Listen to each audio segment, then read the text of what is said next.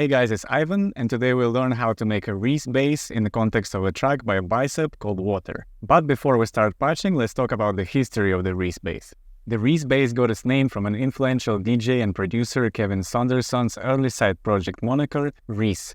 In 1988, he dropped a dark and groovy single titled Just One Another Chance, which featured a massive, warbly, chorused bass synth designed on Casio CZ5000. Unfortunately, Saunderson's didn't receive any recognition for the sound right away, and the breakout moment for the REESE bass sound was when Ray Keys sampled the REESE record in early 90s for the jungle classic Terrorist. Although drum and bass is where the REESE bass is most frequently heard, it also came to be a defining staple of UK rave and dance music subgenres such as UK garage. One example of REESE bass in garage music is a classic track by Burial called Archangel. And by the way, if you would like to learn how to make Burial-style music using modular synthesizers, we've already made a video like that, so you can check it out over here. The essence of the REESE bass is its constant movement achieved by two saw oscillators being slightly out of phase between each other, with a touch of chorus to make it sound even bigger. Now let's go back to Bicep. Being born in the UK, the REESE bass sound fits pretty well culturally, and the general drum structure of the track Water clearly draws inspiration from drum and bass and garage music. So without further ado, let's start the patch with the bass. To make the REESE bass, I will be using the FURTHRRRR generator over here, as it has two oscillators with saw and pulse wave outputs. So let's patch the first saw wave to the second channel on the cockpit, second saw wave to the third channel on the cockpit, and the pulse wave output to the fourth channel. From cockpit, we'll send the signal to Ghost that we'll use for the VCA, for the filtering, and for the delay to make a stereo chorus. And let's patch the output of the Ghost to the Golden Master that we'll use for equalization, compression, and also to fix the stereo image. Since we will be playing both of these oscillators, I will also be using a stackable cable to share the pitch information from the ground control going to both of the oscillators. So let's patch the pitch CV output from track number 1 to the first oscillator, and then the same signal will be shared to the second one. Now let's start tuning our oscillators by first turning up the volume on the cockpit, so we hear all of the waveforms. As you can hear, they're out of tune. We can mute the pulse and saw wave from the second oscillator for now and just focus on this one. And we'll try to tune it by pressing the A note and by monitoring these two LEDs, so we just get to the point where it's both blue and red, or where they change from the blue to the red light. So somewhere over here is the A note. Now let's turn up the second oscillator and try to tune it to the same tone.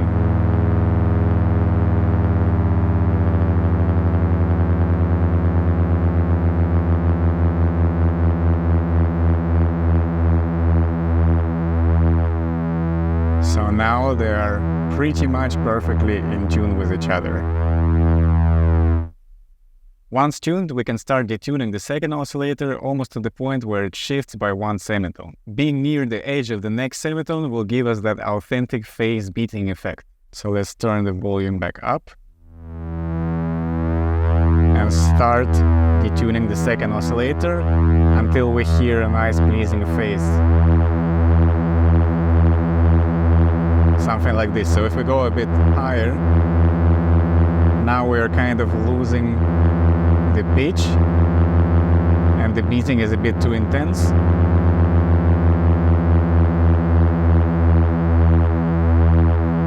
So we'll leave it somewhere around here.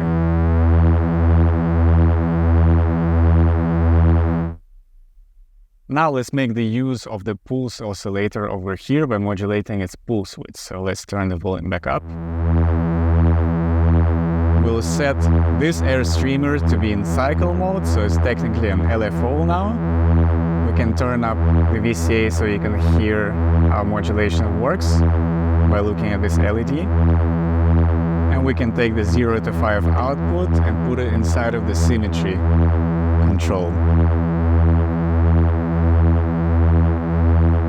So now we get even more of the phase beating effect. We can reduce the amount here.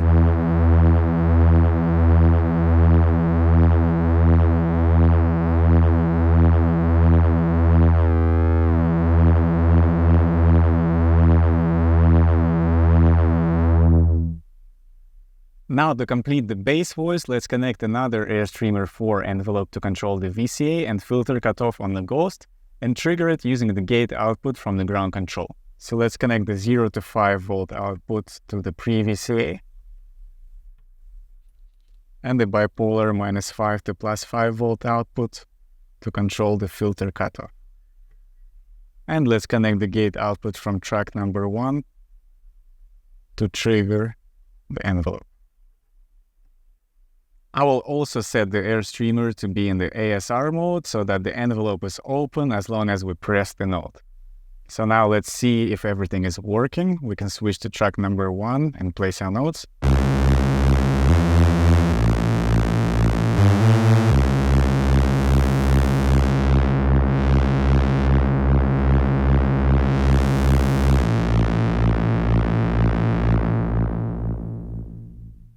Now let's also add some chorus style effect using the Ghost and the Airstreamer 4 in LFO mode. Let's connect the bipolar output to the time input of the delay and play some notes while adjusting the time, the speed here, and the dry wet amount of the delay.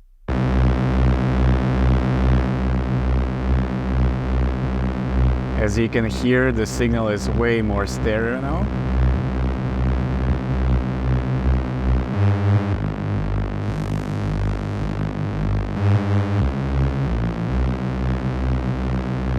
And now let's get to the golden master. I'll enable all of the compressors. First, we're inside of the EQ mode where I'm going to boost the low and mid band. So let's hear how it sounds.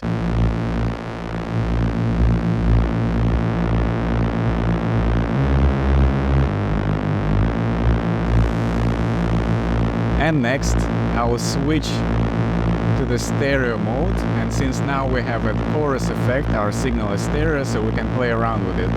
First, I'll make the low band mono and increase the stereo spread on the mid and high band.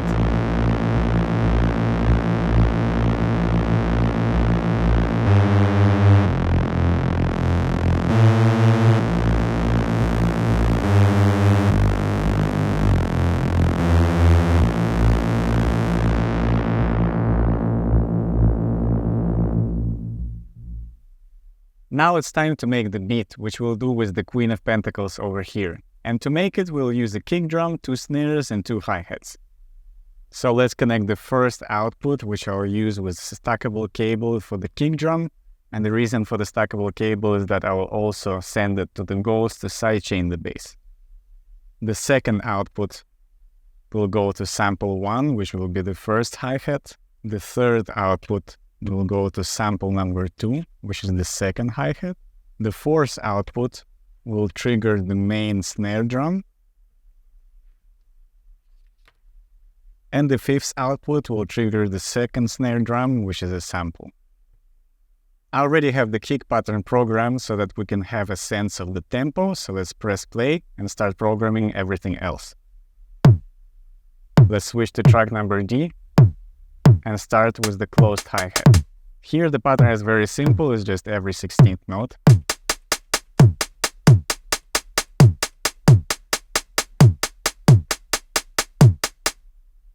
For the open hi-hat, the pattern will not be 16 steps, it will be 32. And first we can set it by pressing the last step and using the page button over here. So let's record it.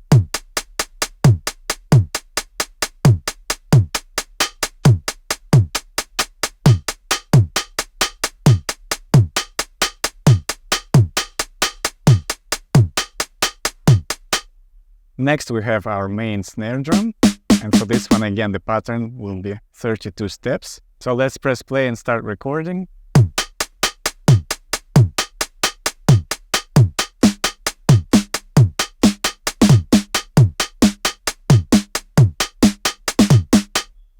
And similarly for the second snare drum, we have a pattern of 32 steps. So let's start recording.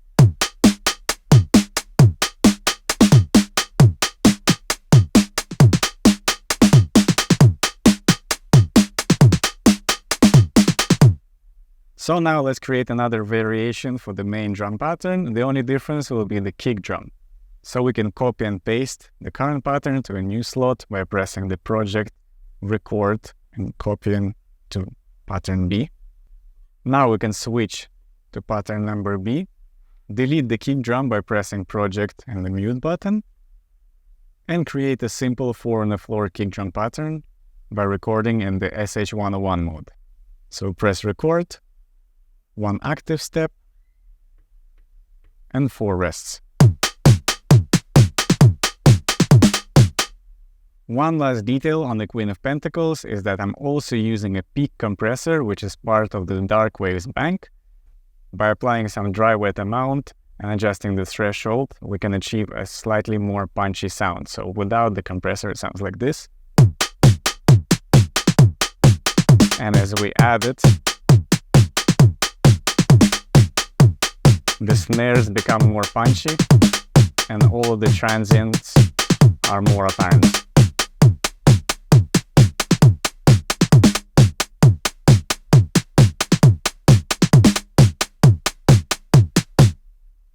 And as I said before, I will be using the kick drum trigger to also sidechain the bassline, so we can just split it, feed it inside of the sidechain input on the Ghost, and we can adjust the depths by pressing the routing and turning the sidechain knob to around 40-45%, and then adjusting the decay of the envelope to taste, which is usually around 50%.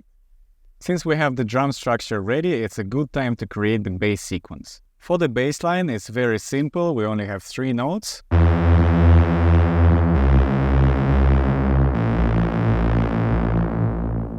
But in order to fit all of them inside of the one pattern, I'll have to divide the time by 4. So you can do that by pressing track and 1/4. Now let's arm our track for recording by pressing the tempo and record. So now the sequencer is waiting, and as soon as I press the first note, it will start recording.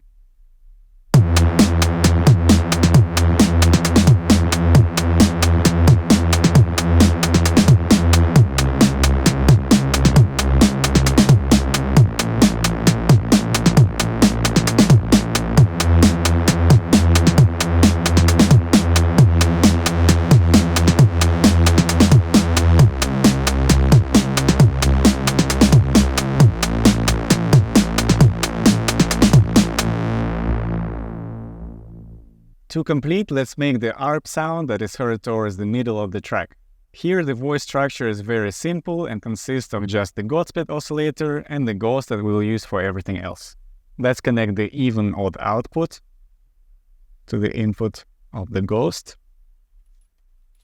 For the envelope, we'll be using the built-in envelope, so I will split it to go inside of the VCA and also to control the filter cutoff.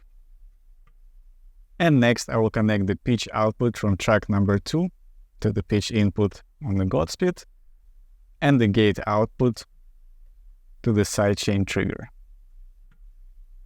Now let's tune our oscillator by pressing the A note over here and by pressing this button. So first let's hear if it's working. We can adjust the decay of the sound here.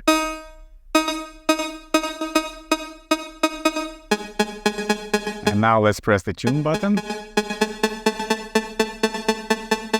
And we are ready to go. And by the way, we're using both of the Ghosts in the routing mode number 2, which is ideal when you want to use it as a synth voice processor, as first you have a filter and then the effects. Now let's see how you can create the ARP melody for the track. Instead of programming the sequence step by step, I'll be using the arpeggiator. I'll set the track 2 to be in 16th notes and then select the up arpeggio. The sequence goes like this.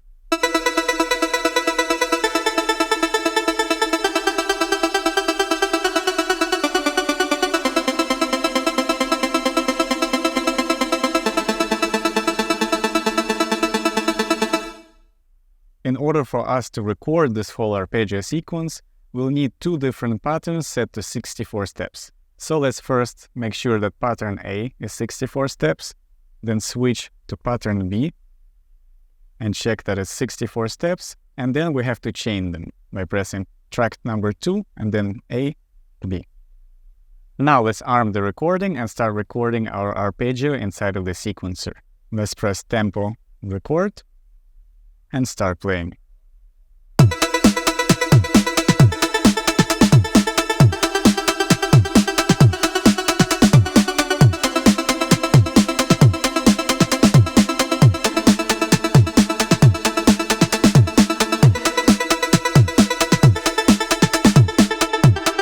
We can also add some reverb.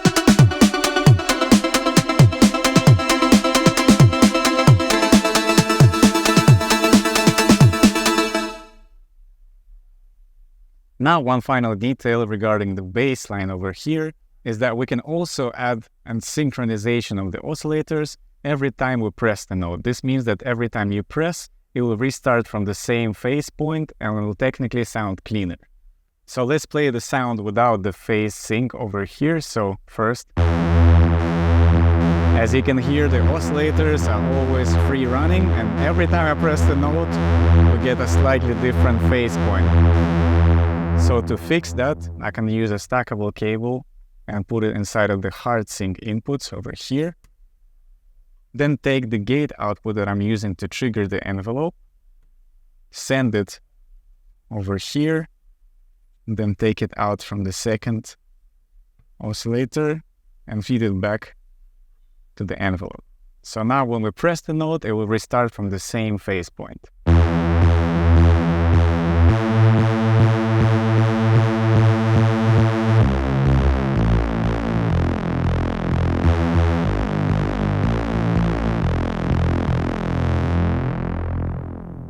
And since the bass sound that we have over here already has so much movement, this is a quite nice detail to make it a little bit more controlled. With the patch ready, let's have a quick jam and tweak the parameters of the voices.